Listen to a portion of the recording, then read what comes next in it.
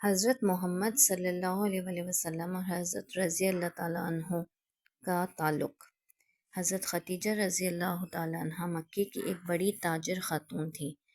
آپ صلی اللہ علیہ وسلم نے ان کے لیے تجارت کا کام کیا تھا اور ان کی خوبیوں سے متاثر ہو کر آپ نے ان سے شادی کر لی۔ حضرت خدیجہ رضی اللہ تعالیٰ عنہ حضور اکرم صلی اللہ علیہ وسلم سے 15 سال بڑی تھیں۔ آپ صلی اللہ علیہ وآلہ وسلم کی پہلی بیوی تھیں۔ حضرت خدیجہ رضی اللہ تعالیٰ عنہ نے حضور اکرم صلی اللہ علیہ وآلہ وسلم کی دعوت پر سب سے پہلے ایمان لائی۔ آپ کی پہلی وحی کے بعد آپ کو تسلی دی اور آپ کی تصدیق کی۔ ان کا تعلق بہت مضبوط تھا۔ حضرت خدیجہ اور محمد صلی اللہ علیہ وآلہ وسلم کی اولاد۔